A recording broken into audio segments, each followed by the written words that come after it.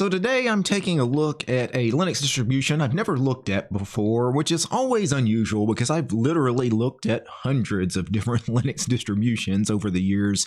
And, to come across one I haven't looked at before is rather unusual. This distribution, though, is Refresh OS. They just had a new release, Refresh OS 2.5. This is a Debian-based distribution. Looking at their website here, they are Debian built with a focus on clarity, performance, and a smooth experience. Basically, it's trying to be just a normal desktop Linux distribution that comes with all the applications you expect to be there and none of the extra like cruft. They mentioned that they don't ship snaps or flatpaks out of the box, right? They're just using Debian with the apt package manager, so native packaging only. They also include a full suite of desktop applications, including the Brave browser. That's nice that they actually ship a good browser rather than Mozilla Firefox, right? Nemo is their file manager. They ship the Deepin apps, which some of the Deepin apps are nice. So they kind of mix and match the applications, and they're just not sticking with like a default like KDE suite of applications, because they do use a modified KDE desktop. They use the Calamares installer.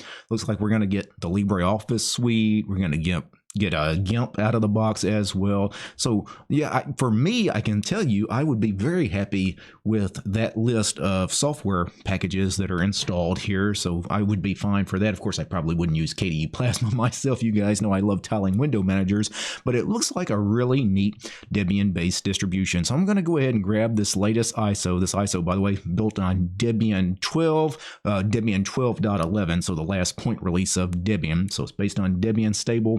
Now, Debian 13 hasn't been released yet, but it should come out shortly, so it'll be interesting to see what Refresh OS looks like once it's being built on Debian 13. But right now we're on Debian 12, so I'm going to grab the ISO and I'm going to run through a quick installation and first look inside a virtual machine.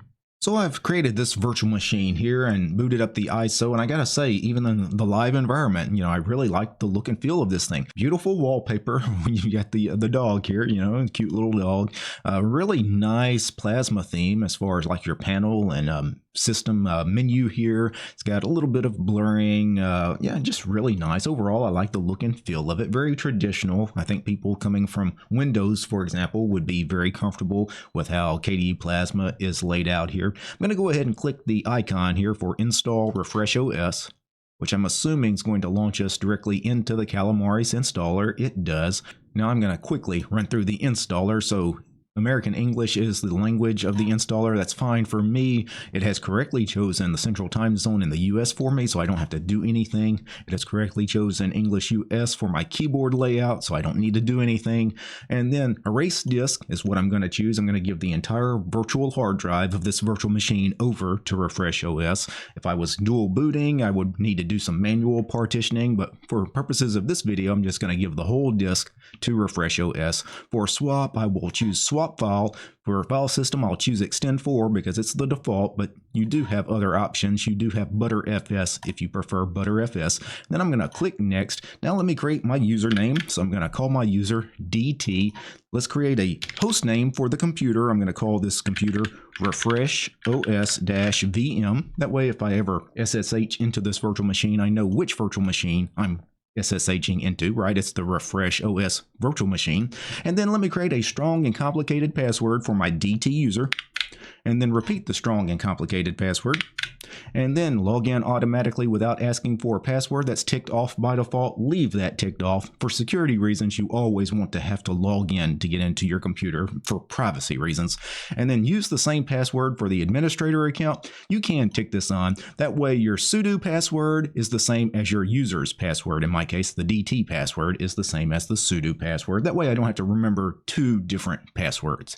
Then I'm going to click next. We get a summary. Location looks good. Keyboard looks good. Partition scheme looks good. So I'm going to click install, and away it goes. This portion of the installation typically takes about 5 to 10 minutes on my machine. So I'm going to step away, grab a cup of coffee, and I'll be back once Refresh OS has finished installing. And I stepped away for maybe 5 minutes to grab me a cup of coffee, and the installation is already completed, so a very fast installation process. Now, to complete the installation, we need to reboot the machine, so make sure this checkbox here for restart now is ticked on, then click done, and it should automatically reboot the virtual machine in my case. And I get a grub menu, so it looks like the installation went just fine. I really like the splash screen and the logo as well. Nicely done. And we come to our login manager, and the default session is Plasma using Wayland. I'll leave that since that's the default session. That should be fine in this virtual machine. On physical hardware, you know, your mileage may vary, but for the most part, Plasma on Wayland these days is pretty stable. So I'm going to go with it. And we're logging in for the first time. There's some updates available. I'm going to decline taking those updates. The first thing I need to do, though, is change the display resolution. So let me go into the settings manager, the system settings for KDE. And let me go down until I find there should be like a display and monitor setting. Here it is. And let me change that to 1920 by 1080. And now that I've got a proper 1920 by 1080 screen resolution, I'll tell it to keep that. Now every time I log into this VM, it should always remember that I want a 1920 by 1080 resolution. So let's take a look at some of the software that's installed out of the box. So remember, this is based on Debian, so some of the software versions may be a little older, but let's start with the browser. The quick launchers down here at the bottom, we have Brave installed. So let's go ahead and open Brave and see what version of Brave we're on. It'll take a second to load, and let me make it full screen here. And let's go to Help and About Brave. And this is Brave 1.79.126, the 64-bit based on Chromium 137.0. Let's go ahead and close that out. Other quick launchers, we have our file manager, which they mentioned they were using Nemo. Let me hit Control-H to show all hidden files and directories as well. Yeah, really interesting theme as far as the icon set. It's just like a black and white kind of grayscale kind of icon theme. I would have expected something a little more colorful, because everything else about this is rather colorful, kind of bland as far as the icon set. I'm sure you can change that, but I'm not going to on this video. And then we have the Discover Software Center also as a quick launcher. So you've got your graphical software center. Remember, there's no snaps, no Flatpaks. Everything is just native apt packages. So that's good for some people that for whatever reason hate containerized packages, but if you want snaps and or Flatpaks, you can certainly use them. App images as well on Debian. It's very easy to get that stuff installed if you want to use it, but out of the box, none of that stuff is here. Let's just test, make sure the software center does work. So I'm going to install something that's not already here. Let's install something that's small. For example, Genie's probably not here. So let's go ahead and install Genie.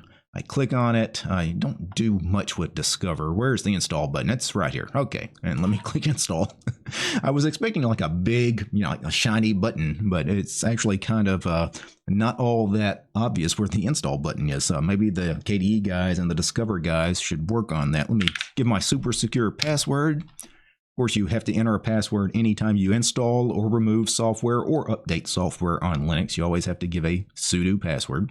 All right, now that is installed, so let's launch it just to make sure that it works. And there is Genie. Genie's a text editor / IDE.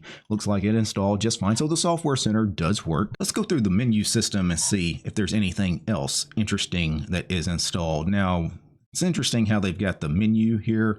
Is this just a gigantic list of everything that is installed on the site? It does look like that's the case, which is fine. I'm sure we could sort it by category, but we'll just go in this big list here. It doesn't look like it's like a gigantic list of applications. We have Arc with a K. That's your archiving tool, basically, for zip, unzip, and tar, and all of that. So your archiving tool. This is KDE's application here. Not something I used all that much other than on KDE distros, right? It's probably not something you would install if you're not on KDE, but this is Arc 22.12.3. We also have the Deepin calculators. We've got the Deepin calendar here. They did mention that they were using some of the Deepin apps. Let's launch the calculator. Yeah, it looks like a standard calculator. Let's see, theme. We could switch to a dark theme. That's nice. Mode. I'd probably want a scientific calculator and give me some extra buttons here. Looks like a very nice calculator. I've never used it, but I do like the look and feel of it, just those few seconds that I was in it there. We have our contact manager. That's the K address book. We have a disk burning utility, XFburn. That's an XFC application. So Let's do about XFCE's XF burn. This is 0.6.2 is the version number. It's just a way to burn CDs. Most people don't need to burn CDs anymore. Most computers don't have optical drives or disk drives. It's interesting they ship that out of the box. Also in the menu system, we have Ocular. That was our PDF viewer here. We have Kmail for our email client. They did mention that they had GIMP installed out of the box on this distro. They're still on GIMP 2.10 because it's still, based on an older version of Debian or Debian stable, which has older repositories of software, right? So it's not GIMP 3.0 just yet. They're on GIMP 2.10.34. Some other things we have Aggregator, and that's Aggregator with a K. That's our like a RSS reader. This menu system, really hard to navigate when everything is just one big collection of programs. And I can imagine it's going to get much worse as somebody uses it and installs more and more programs. It would be nice if this was separated by category, as far as like Office category, multimedia category, etc. Aggregator though, let's see what version we're on here. About Aggregator, this is KDE's feed reader. This is version 5.22.3. I've actually used this a little bit in the past. It's not bad for those of you that want a nice graphical RSS news feed reader. Moving on, we have Info Center. This is one of the KDE applications, but I do want to check this out because I would like to see what version of KDE Plasma we're on. KDE Plasma 5.27.5, KDE Frameworks 5.103.0, Qt version 5.15.8, kernel 6.1, and of course we're using Wayland as the display server, but that's because we logged in to the Wayland session. If I had logged into the X11 session, this would say X11 rather than Wayland, of course. Let me close out of that. For media players, it looks like they're going with VLC, which makes sense. VLC, very nice audio/video player. Most people install it as a video player. It plays all your video formats, plays Blu-ray even, but you can also use it as an audio player. So it's a great all-in-one solution for audio-video playback.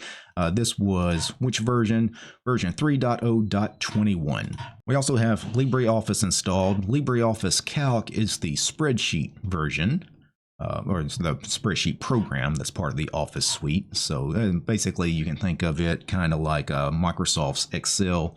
LibreOffice has Calc, and this is LibreOffice 7.4.7.2. Pretty nice spreadsheet program. I've played around a little bit with Calc in the past. A couple of other useful applications to know about. The terminal is LX Terminal. Matter of fact, I use the terminal often enough. I would like it pinned down here. If I right click on the icon, pin to task manager, now I've always got the terminal here because I would use it enough. I want a quick launcher for it. So now I have that. And let me make it full screen. Let me zoom in. We've already checked the kernel version, but let's check system resource usage with HTOP. HTOP is not installed, so let's install it. This time I will do this at the terminal. So let's do a sudo apt install HTOP.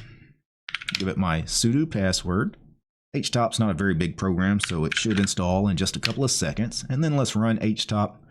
We're using about 1.4 gigs of RAM of the 6 gigs of RAM I gave this VM. Now, I opened a lot of programs here in the last couple of minutes, so I may have affected the RAM usage a little bit because that is a little high for KDE Plasma. But again, got a lot of stuff going on. Actually, if you look under my head down at the sys tray, we've got a lot of stuff running down here too as well. So I could get that number quite a bit lower by closing out some of these programs. Some of it is stuff, again, I opened before running that, so I've affected that number a little bit. Let's go ahead and get out of the terminal. So I'm going to exit out of the terminal. One other thing I wanted to check was the plain text editor. Now, I installed Genie earlier myself. That was also here, but that wasn't installed out of the box. They're using text editor Pluma.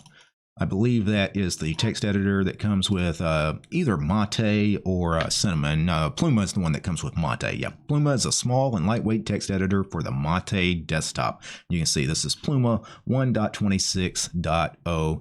Perfectly fine plain text editor. One last thing I want to check. Let's see what kind of wallpapers we have. So if I right click and choose configure desktop and wallpaper, because I really like the default puppy wallpaper. I'm just wondering if they have any other stuff. Wow, they really like dogs, especially beagles, which is interesting because when I was a kid, my dad loved beagles. We had a whole slew of beagles for hunting dogs. We used them for rabbit hunting, especially. But they were the best dogs. So I am, if you were gonna pick a breed of dog, I gotta say they picked the one that I am most partial to because I do love beagles. Just amazing animals. And they've got a lot, right? They've got a lot. Actually, these are really nice. And some of the ones that are not pictures of beagles, I like that light bulb picture there as well. And of course, you got a lot of abstract art. Some of this may or may not be like default KDE wallpapers. I'm not sure. I know KDE does ship a lot of abstract art as part of their default wallpaper package. I do like the wine corks coming out of the wine glass. Yeah, I like that. Nice, minimal kind of wallpaper with not a lot of color. Could be interesting as well. Here's one that's got a lot of color, right? A little abstract art. Well, not really abstract. I got some pencils with like a textured background. You do have some nature photography as well. That is actually a gorgeous mountain scene with the like cruise ship in the foreground there. Yeah, really cool stuff. Yeah, I think I'm going to go back to one of the Beagle wallpapers, though. What was the default one? I believe it was this one. Yeah, I think they made a smart choice there because, yeah, that's the one I'm going with. So there you have it, a quick and cursory first look at Refresh OS. Looks like a really nice desktop Linux distribution. It's based on Debian, so you know it's stable. Really like the suite of applications. It installed all of the stuff that I think makes sense, right? The Brave browser, LibreOffice, GIMP, like, you know, some of the other applications that made sense. Like I don't mind Nemo for the file manager, right? The Deepin calculator even looked good. Like they were really smart in picking and choosing which applications were a part of this distro. So job well done to the Refresh OS team. Now, before I go, I need to thank a few special people. I need to thank the producers of this episode: Matt, Steve, 40mm, Cap Caveman, Darloff, Lee, Jersey Killer, Mark, Mythos, Urion, Paul, Peace Arch and Fedora, Realities for Less, Red Prophet, Roland, Wargento, and Ubuntu, and Willie. These guys, they're my highest tiered patrons over on Patreon. Without these guys, this quick look at Refresh OS would not have been possible. The show's also brought to you by each and every one of these fine ladies and gentlemen. All these names you're seeing on the screen right now, these are all my supporters over on Patreon because I don't have any corporate sponsors. I'm sponsored by you guys, the community. If you like my work, want to see more videos about Linux and free and open source software, subscribe to DistroTube over on Patreon. Peace, guys.